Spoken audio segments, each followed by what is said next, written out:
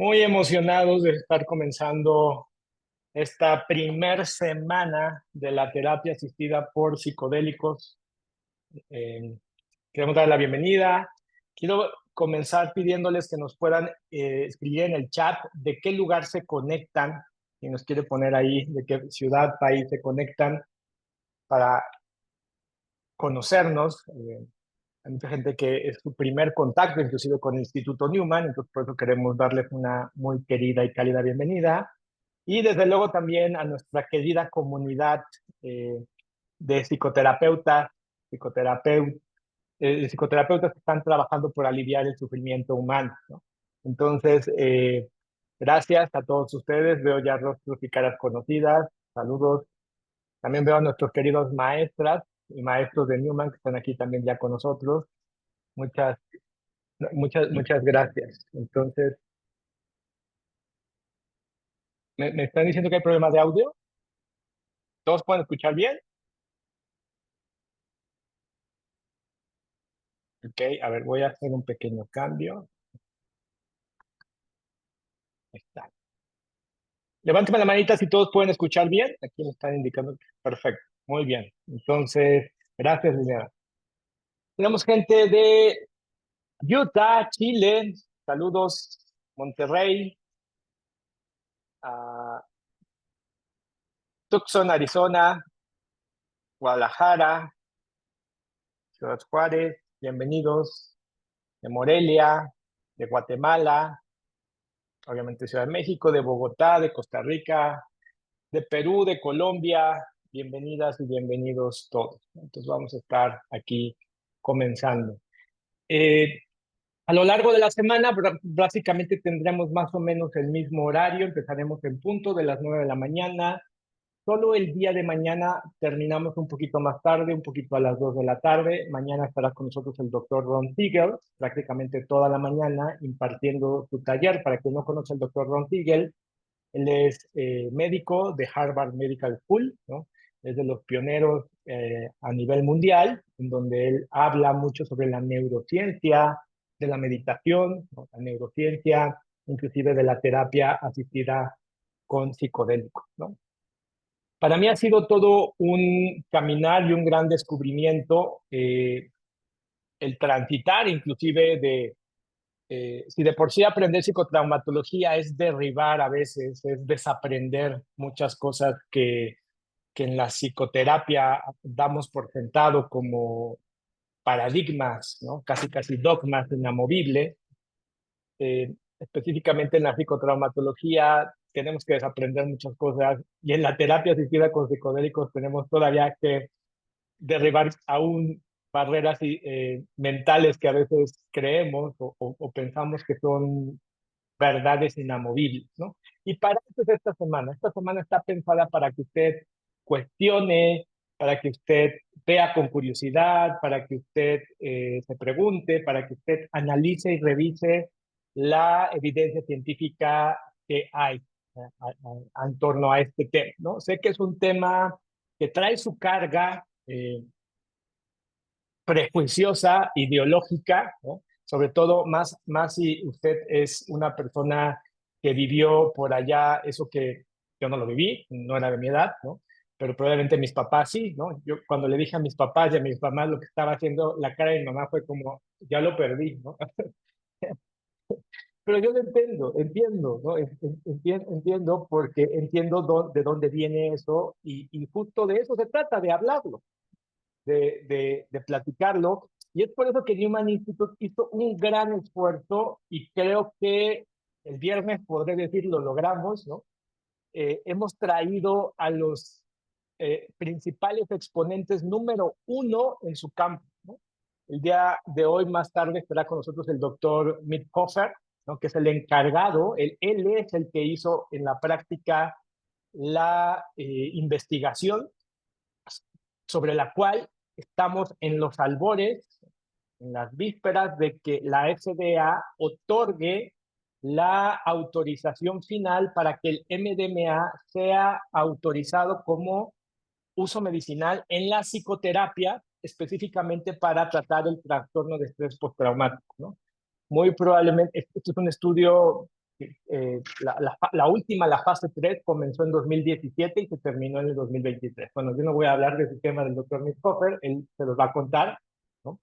Y que prácticamente para agosto de este año se espera que la FDA dé semáforo verde, ¿no? En países como Australia, que son mucho más inteligentes, ¿no? Australia dice, ¿para qué hacemos la investigación si ya la hizo Estados Unidos, ¿no? Pues Australia desde julio del año pasado ha autorizado el uso medicinal del MDMA para el tratamiento del estrés postraumático, ¿no? Y por ahí del viernes les tenemos un poquito de noticias de qué se viene o qué Newman Institute estará impulsando para México. Tendremos al doctor Bill Richards, que estará con nosotros el jueves, que es el referente número 1. Podría decirle que él es el culpable de que estemos aquí hablando de estos temas. Él revivió la investigación sobre la psicoterapia asistida con psicodélicos. Él es un especialista del Hospital Johns Hopkins, ¿no? Que es el hospital más prestigioso de medicina.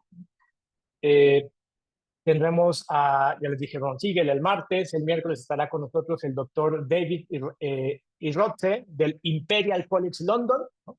Él quedó a cargo, al frente de este prestigioso laboratorio, el Imperial College London. Prácticamente hoy no hay una universidad prestigiosa en el mundo que no tenga ya un centro de investigación sobre la terapia asistida con psicodélicos. El miércoles tendremos al de Imperial College London.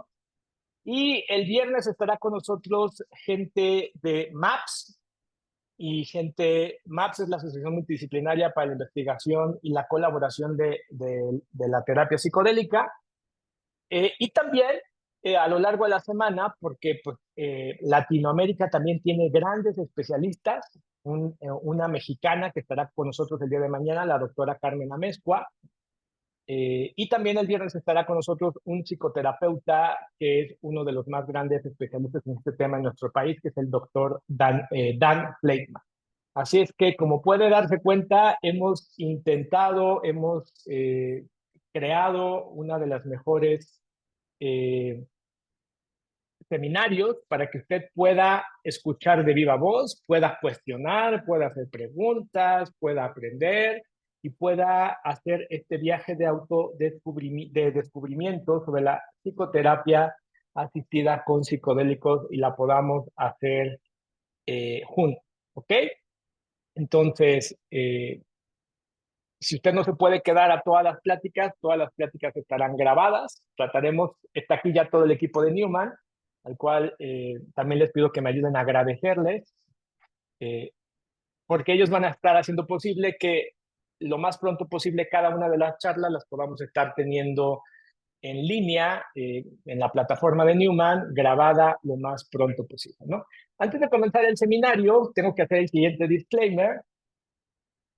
Newman Institute no es un proveedor de servicios de salud o supervisor médico. La siguiente información se extiende como parte del seminario de terapia asistida por psicodélicos y tiene el único propósito de ser solo información general, académica y de investigación, y bajo ninguna circunstancia debe de utilizarse o constituye o sustituye una recomendación médica, ni debe de considerarse una práctica médica o terapéutica. La información en esta presentación sobre sustancias con potencial médico no están evaluadas por la FDA o la COFEPRIS en México y no deben ser usadas para diagnosticar, tratar, curar o prevenir cualquier enfermedad. En el evento de que usted use esta información en la presente clase con fines fuera del aprendizaje académico, Newman Institute asume y acepta ninguna responsabilidad de sus acciones. La terapia asistida con psicodélicos no ha sido probada por ningún ente regulatorio en México y o Latinoamérica, así como la eficacia del MDMA aún no ha sido establecido por ningún ente regulatorio en los Estados Unidos de América, ¿no? Para quien no me conoce, me presento. Yo soy Oscar Rivas, soy director del Instituto Newman, psicotraumatólogo por la IATP, ¿no? Egresado del programa de posgrado del Trauma Research Center. Recientemente concluí también un máster en psicofarmacología en Harvard Medical School, ¿no? Tengo formación en terapia asistida por psicodélicos por el IPI, Instituto de Psiquiatría Integrativa, Y recientemente, por cierto, me acaba de llegar, aquí lo tengo, me llegó mi diploma de Lykos Therapeutics, ¿no? Que es el entrenamiento y educación sobre MDMA, terapia asistida por psicodelia, ¿no? Y básicamente esta primera plática vamos a hablar de una manera muy, muy rápida sobre específicamente el, el rubro de la ciencia psicodélica es muy grande, muy grande. El Instituto Newman solamente se va a enfocar a hablar de la parte de la psicoterapia, ¿no? Psicoterapia asistida con psicodélicos para el tratamiento del trauma psicológico. El trauma psicológico es la principal acción de muchas de estas sustancias de las cuales vamos a estar hablando esta semana. Eh, Les muestro este dato. Hace 2 años, el Instituto Newman hizo la encuesta, el estudio, perdón, de la adversidad en nuestro país, ¿no? Es un estudio que se hizo con un muestreo de más de 11,000 personas a nivel nacional en todas las estratificaciones, ¿no? En población urbana y rural. Básicamente lo que nos encontramos es que en nuestro país 70% de los adultos han experimentado al menos un evento traumático importante en su infancia, ¿no? Una experiencia adversa infantil, como se dice. Y una de cada 5 personas, esto es un nivel muy alto, alrededor del 39% han experimentado 4 o más experiencias adversas en su infancia. Son datos de México, no son de Estados Unidos, ¿no? Estamos hablando que y este es un estudio en población adulta que de niños evalúa cuántas potenciales eventos traumáticos pudieron haber vivido. En nuestro país son 4. La experiencia más común en la población mexicana es el abuso verbal. De hecho, aquí tenemos esta tabla en la que nos vamos a dar cuenta que los mexicanos, de lo que más sufrimos de niños, fue que nuestros cuidadores nos hacían violencia emocional. Había algún tipo de maltrato o violencia entre nuestros cuidadores, ¿no? Curiosamente, esto no baja aun cuando la familia sea monoparental, es decir, sigue existiendo algún tipo de violencia entre los adultos, ¿no?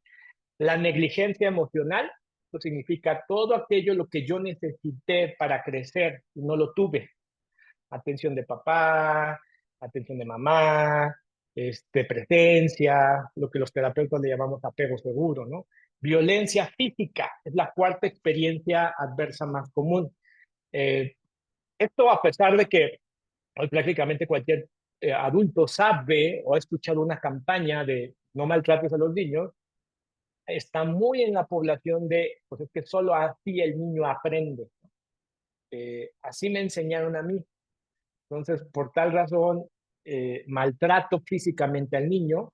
Y la quinta experiencia adversa más común en nuestro país es el abuso sexual, ¿no? Eh, el abuso sexual. Fíjense, la experiencia menos común en nuestro país es el encarcelamiento de algún pariente.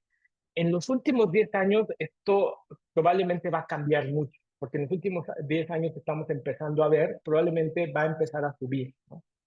Esta experiencia de alguien con el cual yo vivía fue encarcelado. Bueno, porque estoy hablando del estudio de las experiencias adversas de la infancia. Para los que no conozcan esta investigación es el marco teórico es del CDC, el Centro para la Prevención y Diagnóstico de las Enfermedades de los Estados Unidos. Posteriormente fue validada por el Centro de Desarrollo Infantil de la Universidad de Harvard.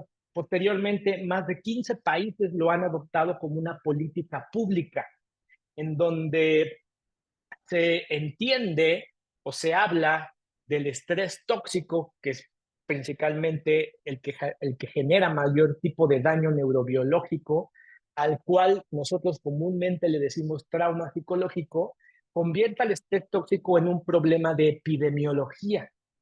El estudio ACES es un estudio de epidemiología, es un tamizaje epidemiológico, ¿no? A los psicólogos nos cuesta trabajo esto. Cuando los psicólogos ven el estudio ACES, lo primero que preguntan, oye, ¿y este estudio está validado, está estandarizado para nuestra población? Y Ese es un error muy común porque no es una prueba psicométrica. Estamos hablando de un estudio epidemiológico. ¿Cuál es la diferencia? La diferencia es como el tamizaje cuando se hacían cuando estaba la epidemia del COVID. O sea, el cuestionario para saber si yo tenía COVID era igual en México, en China, en Estados Unidos o en la población más rural de Argentina. A eso se refiere. Por eso es una prueba epidemiológica y de ahí la importancia. Tenemos la validación epidemiológica de que estas 10 experiencias adversas en la infancia, en el lugar donde pasen, generan este problema del estrés tóxico.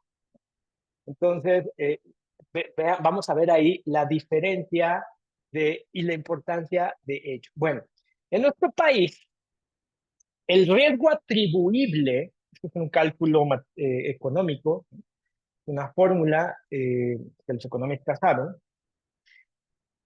A partir de este estudio podríamos decir que si quisiéramos terminar con el 54% de la depresión en nuestro país, lo que tendríamos que estar mirando es el trauma psicológico. Las personas que tuvieron algún tipo de experiencia adversa en su infancia.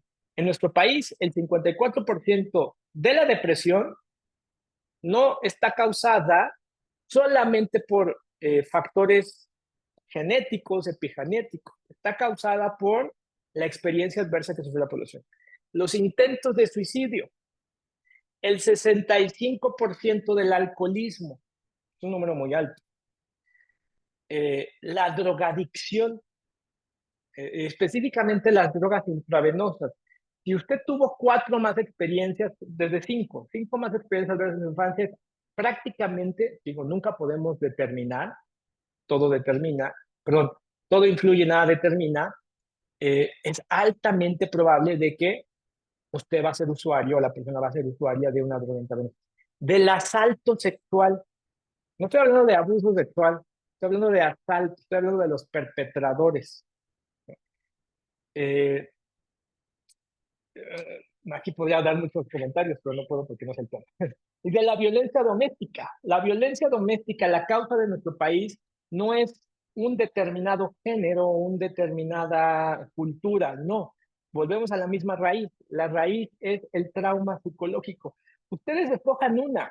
O sea, imagínense que quisiéramos acabar solo con una. Escoja una. Si quisiéramos terminar, por ejemplo, no sé, con el asalto sexual de nuestro país, el 60% del asalto sexual, lo único que tendría que yo hacer es hacer un tamizaje, saber cuántas personas tienen 4 o más experiencias adversas de la infancia en una universidad, en un seminario, en una escuela, en una familia. Y esas personas que tienen 3 o 4 experiencias adversas no significa que son perpetradores sexuales, no.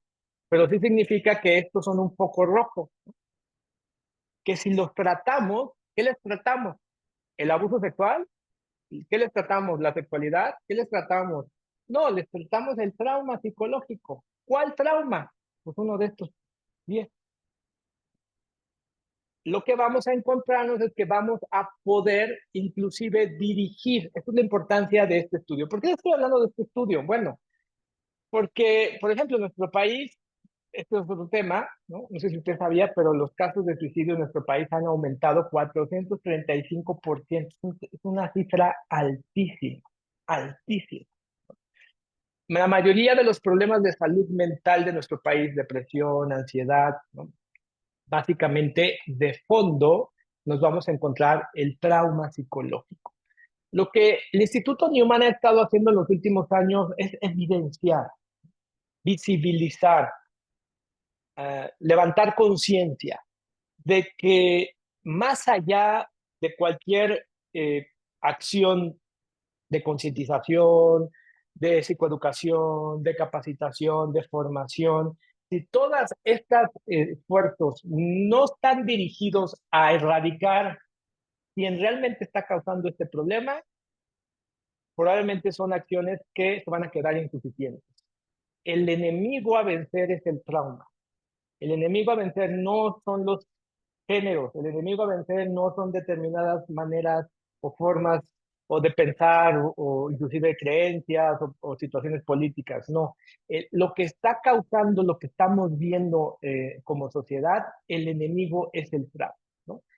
Y de una manera muy rápida y sencilla, muchos ya lo saben, pero muchos es la primera vez que están escuchando esto, ¿qué es el trauma? El trauma básicamente, hoy tenemos evidencia que el trauma lo que genera es un desajuste neurobiológico. Eh, Básicamente lo que estamos viendo aquí en pantalla es un cerebro visto de esta manera, así, de abajo, ¿no? Así está el cerebro que estamos viendo. Está el tallo cerebral, está la corteza prefrontal, y en un cerebro saludable, están ustedes viendo en su pantalla del lado izquierdo, básicamente el cerebro saludable no debe de tener actividad en todo el cerebro. Esto es en estado de reposo, ¿no? ¿Dónde deberíamos de tener solo actividad? En lo que nosotros le llamamos las cortezas prefrontales, lo que nos hace humanos. Todos tenemos uno, ¿no? De cada lado, ¿no? La corteza prefrontal media, sobre todo, es la que nos ayuda a estar poniendo atención a este seminario. Cuando la corteza prefrontal media no está activa, yo estoy pensando en que dejé los frijoles, en que cuánto tiempo va a durar esta plática, en hubiera ido primero por un café y regresaba. Nuestra mente como que empieza a divagar. Fíjense, en el lado derecho, en el lado izquierdo, perdón, del lado derecho vamos a ver un cerebro en estado de reposo con estrés postraumático. Y lo principalmente que vamos a ver es que hay una pequeña parte de nuestro cerebro que se llaman las amígdalas, que muchos le conocen como el centro del miedo. Estas amígdalas están activas siempre, ese estado de reposo. Cuando usted y yo estamos relajaditos, las personas no pueden relajarse. Muchos pacientes te dicen cosas como es que yo nunca puedo estar tranquilo. O la gente que vive alrededor de estas personas que dicen eso, nunca está en paz, nunca se calma. Cuando yo les digo, a ver, vente, tranquilízate, relájate, vamos a ver una serie, ay, no, pero se me olvida, ay, no, pero aquello, es que no puedo, es que tengo que hacer, es que tengo que hacer. Es por la amígdala. Y lo que vamos a encontrar en estas personas es que la amígdala siempre está activa. Lo otro que siempre está activo es el tallo cerebral, esta parte de acá. Por eso aquí en esta imagen usted está viendo actividad en áreas del cerebro que no debe de haber actividad principalmente, ¿no? Esto es el mayor problema. El otro problema que teníamos es que la terapia, la psicoterapia convencional, que es hablar, ¿no? Hablar involucra que utilizamos una área de nuestro cerebro que se llama el área de Broca, que está mayormente por aquí, a ver si lo alcanzan a ver, por aquí está el área de Broca, ¿no? Y esa área no tiene la capacidad de calmar a la amígdala y calmar el tallo cerebral. De ahí a veces lo corto que se quedaban los modelos de terapia convencionales. Desde una definición neurobiológica, el trauma no es nada más ni nada menos que el recuerdo de un evento que quedó almacenado de manera disfuncional en las neuroredes de memoria. ¿Qué significa eso? Si yo le estoy diciendo que de chiquito, probablemente en México, eh, no sé, en el resto de Latinoamérica, pero en México, quien enseñaba disciplina era la chancla de la abuela o de la mamá. La mamá agarraba su chancla y se la aventaba. Y ese niño creció y él no tiene idea por qué cuando entra a un lugar siente mucha ansiedad. La ansiedad no es un miedo, la ansiedad es una respuesta fisiológica. La ansiedad no es una emoción, la ansiedad es nuestro tallo cerebral, ni siquiera está en la amígdala, está acá, en el tallo cerebral, me activa. Y él no tiene idea que esa ansiedad que él ha verbalizado, que él ha entendido como, híjole, yo tengo ansiedad social, híjole, a mí me da mucho nervio cuando llego a un lugar, no me siento a gusto. Él no tiene idea, o cuando va a trabajar en el transporte público que se activa, ¿no? Empieza a sentir ansiedad, él no tiene idea que a lo mejor llegó a un lugar donde había pintura verde y esa pintura verde, ¿no? Tenía el mismo color, claro, aquí estoy haciendo un ejemplo muy reduccionista, pero así funciona. Tenía el mismo color de la chancla verde de la mamá. Y eso, la amígdala no sabe interpretar. La amígdala no es nuestra razón, no. La amígdala solamente ve verde y dice, ahí viene la chancla. y se activa de manera disfuncional y te pone ansioso. En otras personas te deprime. Hay personas que dicen, yo cuando voy a un lugar donde se siente cerrado o donde se siente muy abierto, yo no sé por qué de la nada me deprimo. Estas son respuestas que decimos traumáticas. El trauma tiene al cuerpo atrapado en un evento de hace 20 años, pero ese evento, como esa memoria se almacenó mal en el cerebro, disfuncionalmente, particularmente en las amígdalas, al día de hoy se siguen activando en mi cuerpo como algo que está pasando hoy. El cuerpo lo interpreta como algo que está pasando hoy. Ese es el drama del trauma. El cuerpo de las personas está activándose al día de hoy constantemente por situaciones cotidianas y que no hay nada del habla, voy a repetir, el área de Broca, que pueda calmar, entender, yo lo puedo verbalizar, a mí me pueden inclusive, hay diferentes modelos de terapia, pero nos vamos a meter a eso, ¿no? Entonces, cuando hay un evento traumático mayor, por ejemplo, nosotros casi siempre pensamos que el trauma es un evento. Sí, un evento puede causar una situación traumática, pero no necesariamente un trauma es un evento. Un accidente, un terremoto, eh, secuestro, una operación mayor, ¿no? ¿Qué es lo que sucede?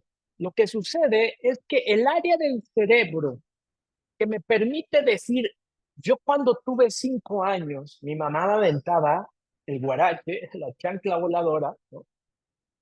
Pero eso ya pasó, eso era cuando tenía 5 años. Es más, mi mamá resultó que después se metió a un grupo y cambió, fue diferente, me perdió perdón, me dijo, hijo, discúlpame por haberte golpeado, ¿no?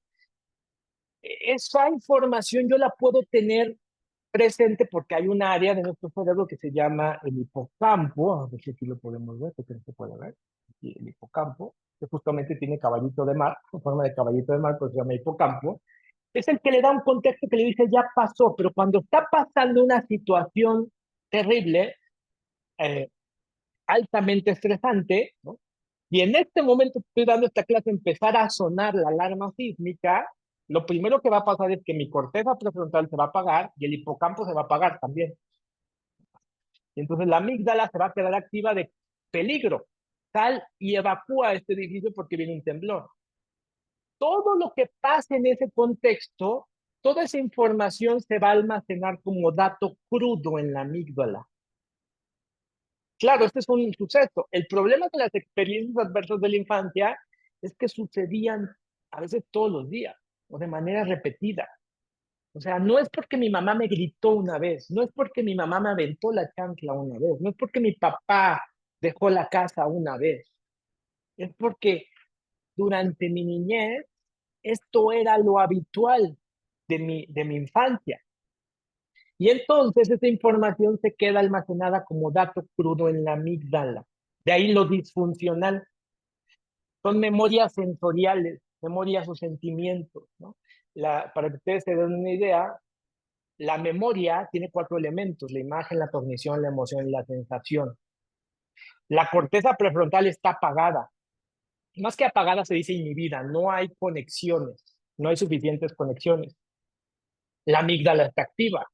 Entonces, cualquier cosa, sensación que me transporte a eso que vivió, el hecho de que yo de niño siempre estaba solo en mi casa porque no había quien me cuidara, mi papá y mi mamá estaban trabajando, esa sensación de estar solo en mi casa es la misma que se repite cuando mi pareja me dice, me voy a trabajar.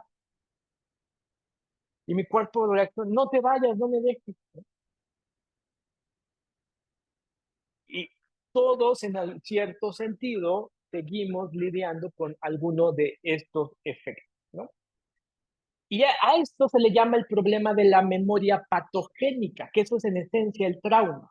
Una memoria que ciertos elementos de ella se quedaron almacenados como datos crudos en la amígdala y que el resto, como de la información cognitiva, no tiene capacidad de cambiarla o de conectar.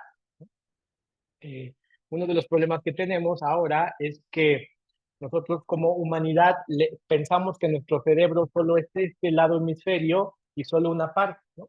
Lo racional, lo, lo, la parte de pensamiento crítico, de análisis, de capacidad de resignificar, de decodificar, de hacer un compromiso con ello. Creemos que nuestro cerebro suele ser, ¿no?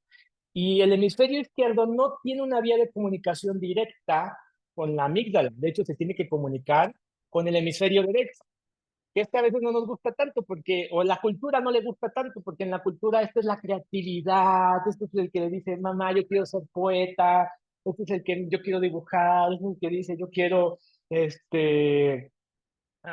andar más libre por el mundo, el hemisferio derecho.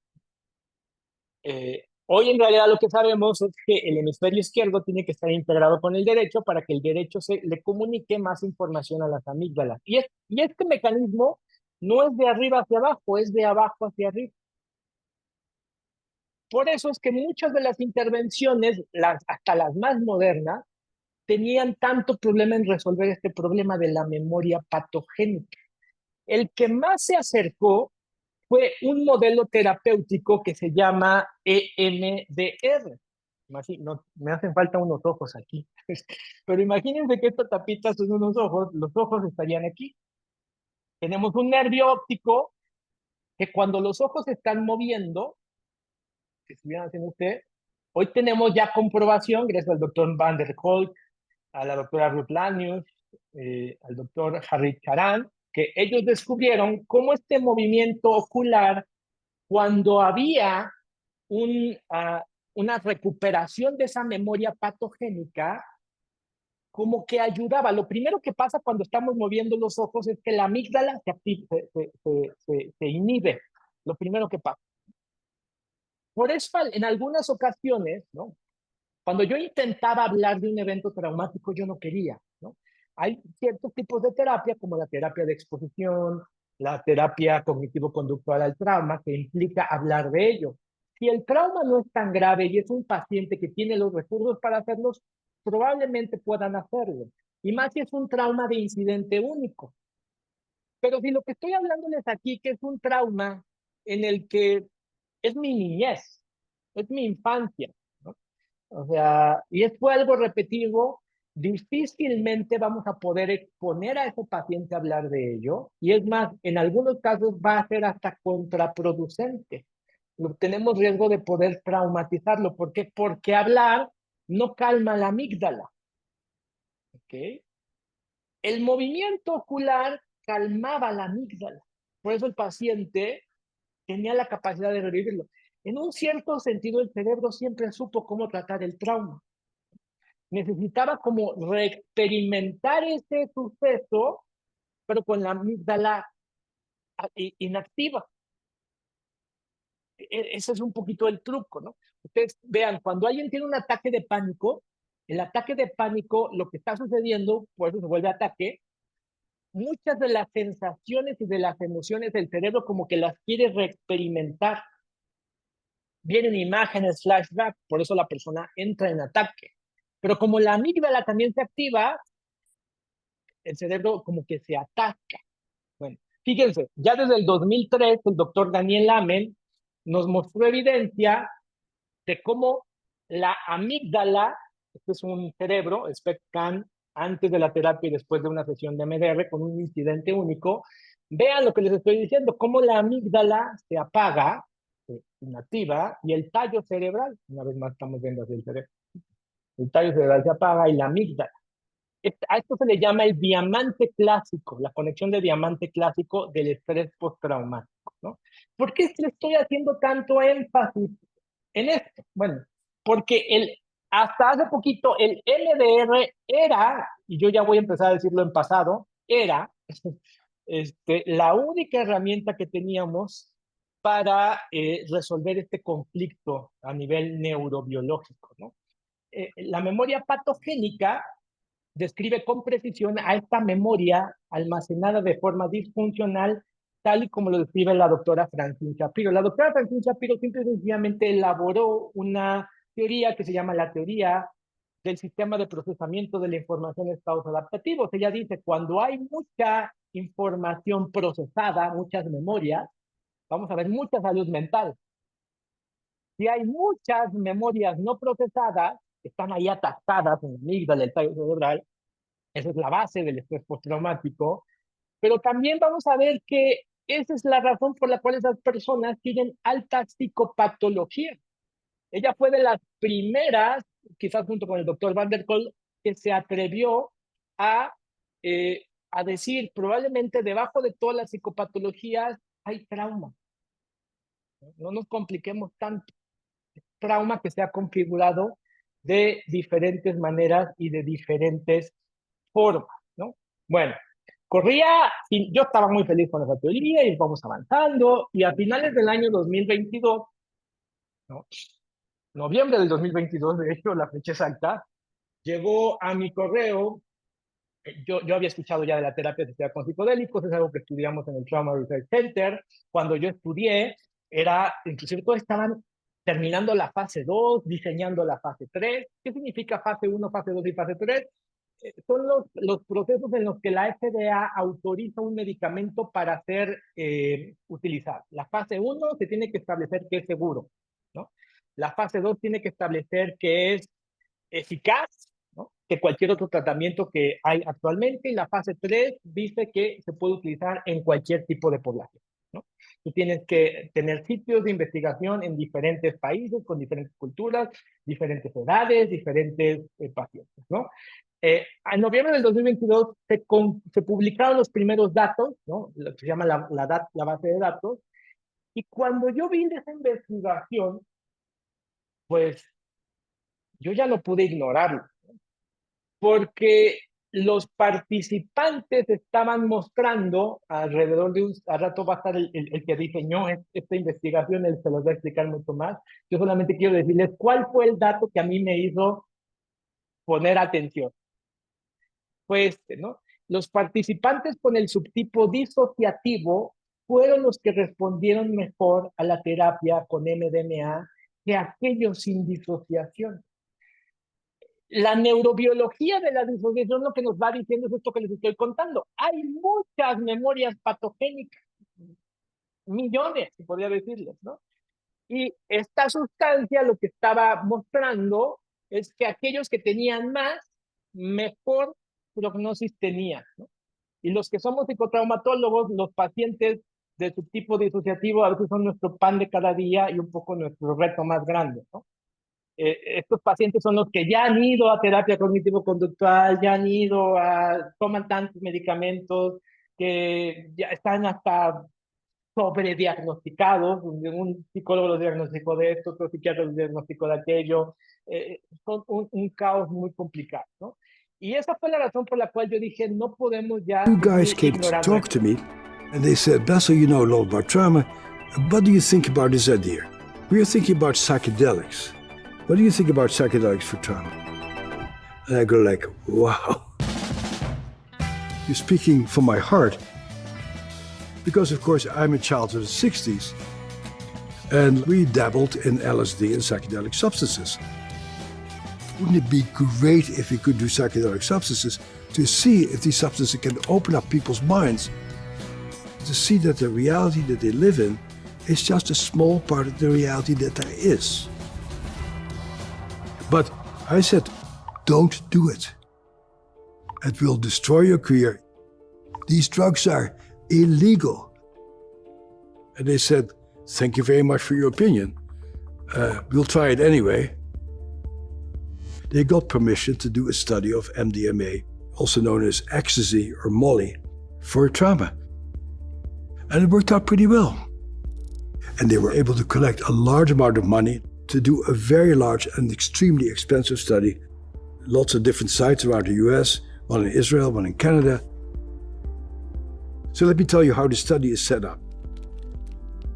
After all the preparation, you have a whole day of taking ecstasy while you lie on the bed, 2 therapists in your room for 8 hours.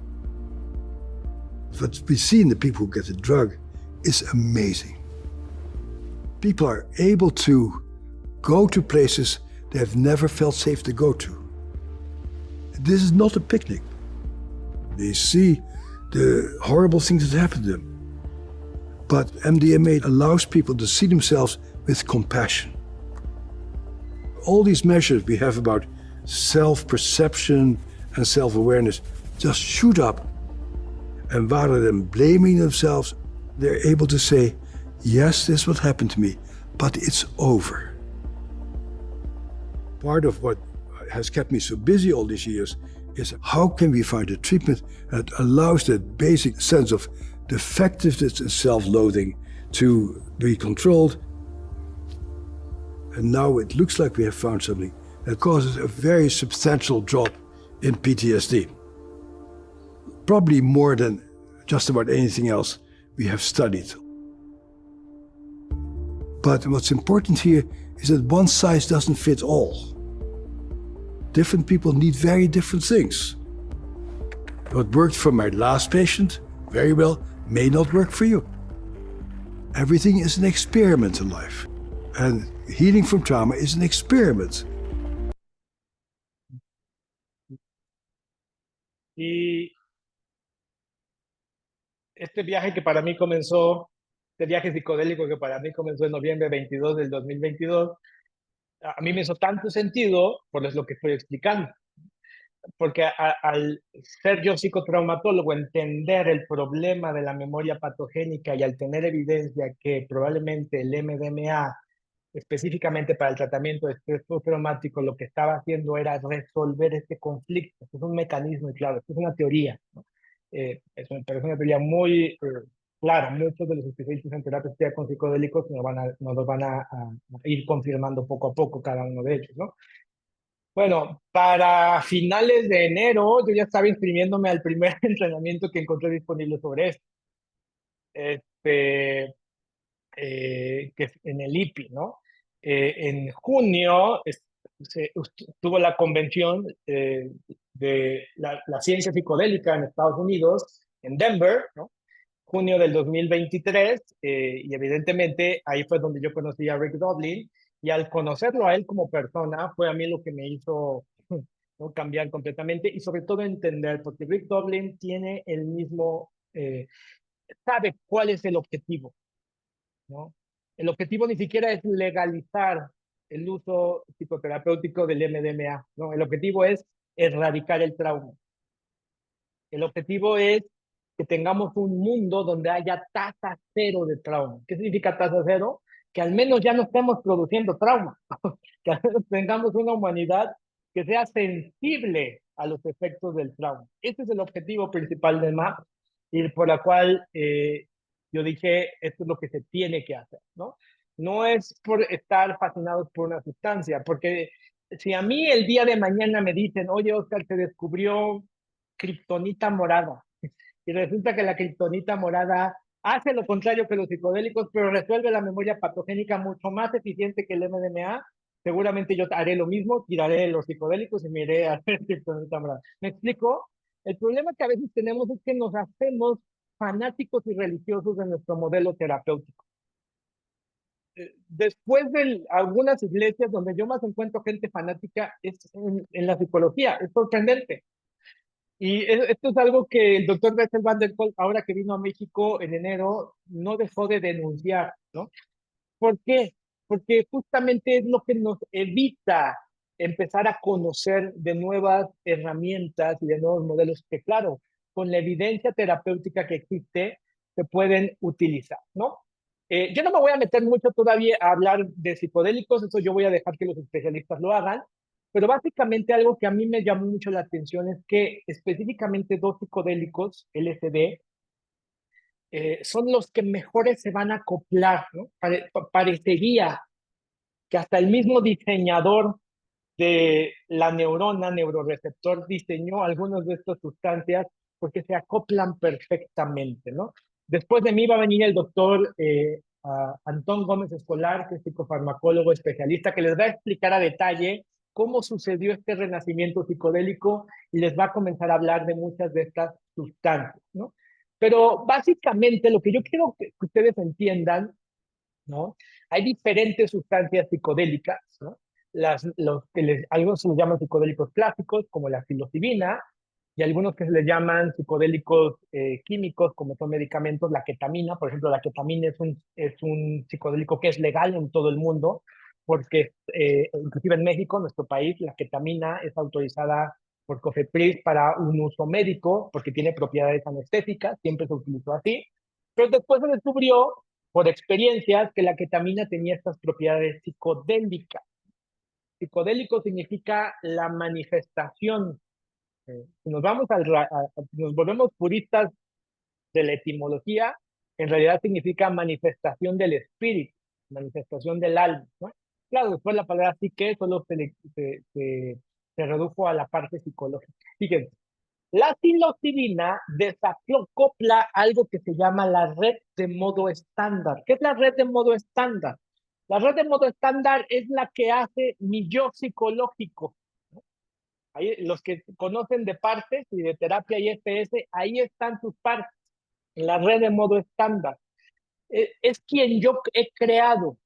Eh, Me gusta la definición de Gabor Maté de trauma. Gabor Maté dice, el trauma es aquello que te pasó en tu interior, no lo que te pasó, sino cómo viviste tú solito eso que te pasó. Y para poder lidiar con eso que te pasó, tú has creado una mente que ha contenido porque no hubo un adulto que te contuviera. Tú creaste una mente que te autocontiene. Y en tu mente que te autocontiene, que hay que verla con compasión y para sobrevivir, esa mente que te autocontiene te dice cosas como, no, no, no, no me toques, hazte para allá, ¿no? Me hace evitativo, ¿no? O me hace creer que yo soy un hombre racional y empírico y todo lo emocional yo lo rechazo. Bueno, esta manera de pensar está alojado en esto que se llama la red de modo estándar. Pues resulta que cuando tomamos ciertas sustancias psicodélicas, eso se desacopla, desaparece por un momento, bueno, por lo que dura la sesión. La ketamina, por ejemplo, induce la síntesis proteica en las neuronas y promueve la conexión sináptica. El MDMA, del que vamos a estar hablando mucho, porque es el que va a estar autorizado para el tratamiento del trauma, el estrés postraumático, lo primero que hace, déjenme traigo a mi otra vez mi amiguita, inhibe la amígdala. Es lo primero que hace. No todas las sustancias psicodélicas tienen este efecto de inhibir la amígdala, no todas. Por eso hay personas que, este es otro tema, ¿no? Experimentan con ciertas sustancias psicodélicas, pues puede convertirse en una situación bastante amenazadora. Si son pacientes que traen o personas que tienen un antecedente de trauma, que nosotros le llamamos trauma complejo, yo les recomendaría que no empiecen por ahí. Específicamente solo el MDMA y por eso se eligió para esto. El jueves van a escuchar la historia de Marcela Otalora, impresionante. Pero puedo decirles que ella es la culpable por la cual se haya elegido el MDMA, Rick Doblin haya elegido el MDMA para experimentar en el estrés postraumático y dio en el clavo, ¿no? Inhibe la amígdala y permite revivir la experiencia traumática para que el cerebro la procese nuevamente sin que esté la amígdala activa. Y es como vivir lo que la persona vivió desde una posición sin que la red de modo estándar esté activa, produciendo síntesis proteicas y produciendo conexiones sinápticas. Lo que hace la terapia psicodélica es crear una ventana que crea neuroplasticidad. Pone sí o sí al cerebro en un estado de neuroplasticidad. Para que ustedes me vayan entendiendo, nuestro cerebro digo, no funciona así, pero lo voy a utilizar de metáfora. Tiene ciertos caminos neuronales que ya se crearon, que se han creado para sobrevivir. Es aquel que cuando llego a un lugar y veo mucha gente y no conozco a nadie, inmediatamente me empieza a doler la cabeza y me voy a mi casa. Allá hay un camino neural que funciona, ¿no? Y que cambiarlo va a costar trabajo. El MDR, imagínense que estos caminos fueran así como en la nieve. ¿Han visto cuando está nevado y que se van creando caminos? Así. El MDR lo que hacía era ir y traer una pala y echarle nieve. Íbamos y traíamos una pala y le echábamos nieve. ¿Para qué? Para, digamos, tapar ese camino e ir construyendo otro. Pues no solamente tapamos el camino. La experiencia psicodélica con MDMA lo que hace es volver a nevar en el cerebro. vuelve a nevar para que vuelvan a crearse nuevos caminos. En ese periodo y en esa ventana es donde se agrega la terapia informada en trauma. Ahí. Y entonces es lo que permite que se desaparezcan estas mentalidades rígidas, es lo que permite un cambio psicológico permanente. A lo largo de esta semana usted va a ver de primera mano cuáles son esas evidencias científicas. Entonces, ¿cuáles son estos mecanismos potenciales del MDMA? Ya se lo dije. Va a incrementar, ya sabemos que el PTSD lo que hace es decrementar la corteza prefrontal, aumentar la actividad de la amígdala y el hipocampo también está apagado, ¿no? Básicamente el cerebro en MDMA lo que hace es lo opuesto, desactiva la amígdala e incrementa las conexiones con la corteza prefrontal, ¿no? También hay evidencia de que se incrementa la actividad, la conectividad entre el hipocampo y la amígdala. Esa información que antes estaba almacenada como un dato crudo, la memoria patogénica, ahora tiene información conectada con el hipocampo. El hipocampo es la que dice, eso ya pasó, se acabó. Sí, de niño me pasó esto. De niño sufrí abuso sexual. De niño mi papá se murió. De niña, no sé, me pasó esta situación que no debí de haber atravesado. Pero se acabó, ¿no? Ese es el potencial. Ahora, ¿es el MDMA per sí mismo? Y la respuesta es no. Por eso de lo que estamos hablando en esta semana en Newman es de la psicoterapia. Es la psicoterapia con la sustancia. Esta es la razón, esta era yo, les voy a decir, esta fue mi primera objeción cuando yo empecé a estudiar este tema. Yo decía, a ver, me están diciendo que esta sustancia cura el trauma, y yo decía, a ver, ¿por qué en este festival que viene aquí el EDC, aquí al Palacio de los Deportes, que seguramente muchos chicos van a consumir esta sustancia de manera ilegal, ¿por qué no se les cura el trauma? Y es que la terapia asistida con psicodélicos tiene una particularidad que va a funcionar, para mí es como un medicamento inteligente, va a funcionar a partir de la intención que yo traiga y del contexto. Por eso el contexto para que se produzcan estos resultados que estamos viendo, ¿cuál es el contexto? No es yo solo allá en la naturaleza en donde me estoy tomando esta cosa. Algunos no experimentan así, pero específicamente para buscar estos resultados, tiene que estar en un contexto psicoterapéutico en donde hay especialistas que van a estar entrenados para poder brindar un proceso terapéutico.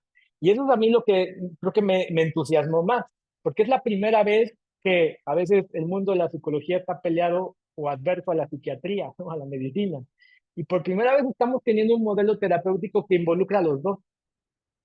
De hecho, hoy en Estados Unidos tenemos ya estas eh, eh, comentarios experienciales en lugares donde se está administrando ketamina solo como medicamento, no está funcionando, les está yendo muy mal, porque llegan, dejan al paciente ahí, ¿no? Lo conectan a una máquina de IV, primero le pasan la ketamina 50 minutos, llega una enfermera, ¿cómo estás? ¿Cómo te sientes? Una hora más lo dan de alta y lo mandan a su casa. Y no hay eficacia. ¿Por qué? Porque ¿qué faltó? Faltó el elemento psicoterapéutico. Por eso es que vuelvo a hacer énfasis de lo que nuestro instituto va a estar hablando. Este mundo psicodélico es muy grande. Vamos a estar hablando de la psicoterapia. Eh, y ese es el elemento principal. Rick Doblin es lo que más hace énfasis. Lo que funciona es la psicoterapia, no el medicamento. Los dos. ¿Qué otro mecanismo de acción tiene el MDMA? Básicamente lo que vamos a encontrarnos es que lo que nosotros conocemos como la ventana de tolerancia, y bueno, cuando yo esto vi en el entrenamiento de MAPS, bueno, mis ojos se hicieron enormes, ¿no? Porque pues, todos los psicotraumatólogos es la base de nuestra fundamentación teórica, ¿no? Los pacientes con TEP están en los extremos, no tienen ventana de tolerancia, están siempre hiperactivos o están siempre hipoactivos, ¿no? Entonces, lo que hace La psicoterapia asistida con psicodélicos es que va incrementando. De hecho, los pacientes son muy adversos a las sensaciones, ¿no? Eh, yo ahora estoy metido en varios protocolos y modelos de investigación con psicoterapia asistida con psicodélicos y es lo que más vemos en el paciente. El paciente le da terror, le da miedo, son hipersensibles a las sensaciones. Y que por cierto son los pacientes que mejor les ayudaría este proceso, pero que a veces más miedo le tienen. El doctor Van der Kolk decía, el paciente que nunca ha sentido seguridad es el que no debe de ir a la terapia asistida con psicodélicos. Rick Doblin no le hizo caso, afortunadamente, lo siguió metiendo en el protocolo y después descubrimos que eran los que mayor eficacia tenían. Claro, muchos de ellos no necesitaban solo 3 sesiones, necesitaban algunas sesiones más, ¿no? Y el último mecanismo de acción es la reconsolidación de la memoria, ¿no? La memoria, al ser revivida, reexperimentada, sin que la amígdala esté activa, y es un proceso que el cerebro del paciente lo hace solito. Eso es otra cosa que nosotros veíamos mucho en MDR, ¿no? En MDR, el cerebro del paciente solito iba a las memorias y visitaba. En la psicoterapia con psicodélicos, el paciente, en lo que nosotros le llamamos el viaje,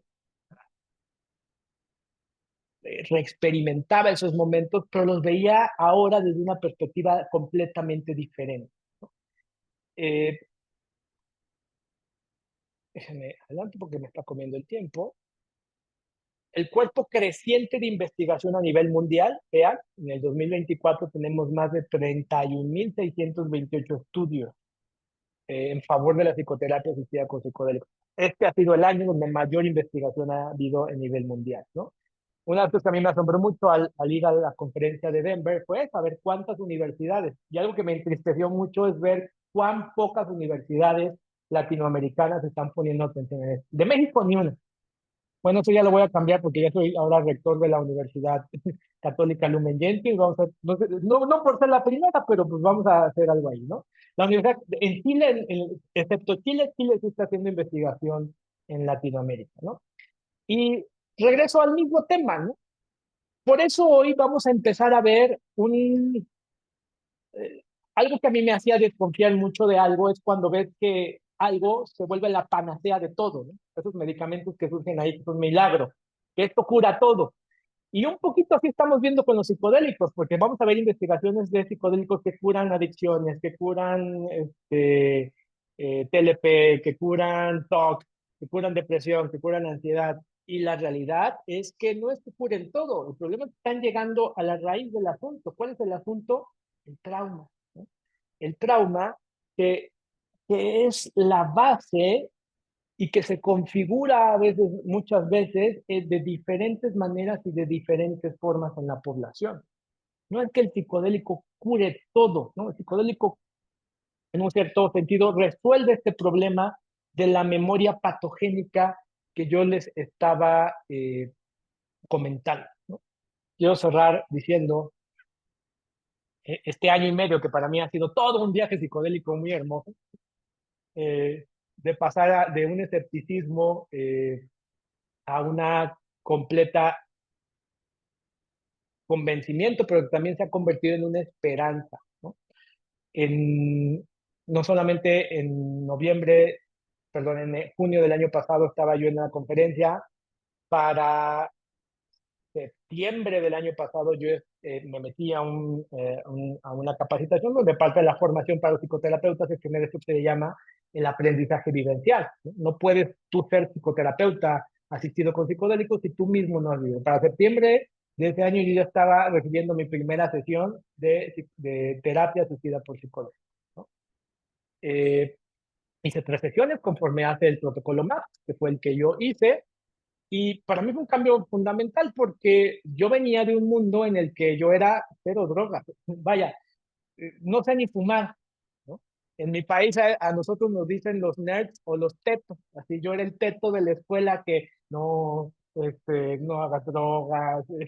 Y parte de la gente que me ayudó, por cierto, uno de ellos ya vi que ya se conectó, pues ya está aquí el doctor Antón, él tiene un gran podcast, ¿no? Al ratito por ahí les voy a recomendar uno que justo la psicoeducación, la educación, ¿no?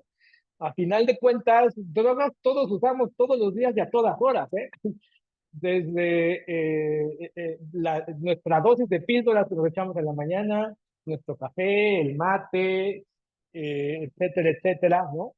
Y que, como él dice, prohibirlas solamente ha hecho que crezcan más, ¿no? Nuestro país es fiel, nuestro país podría dar testimonio de eso.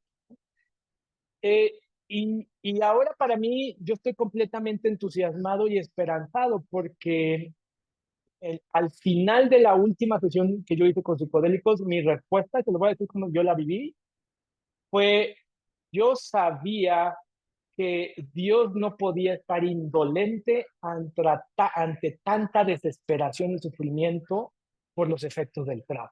Así lo viví y así lo dije. Así se lo estoy contando el día de hoy. No puedo quitarle en honor a la honestidad y a la autenticidad, no puedo cambiar la manera como yo lo viví, ¿no?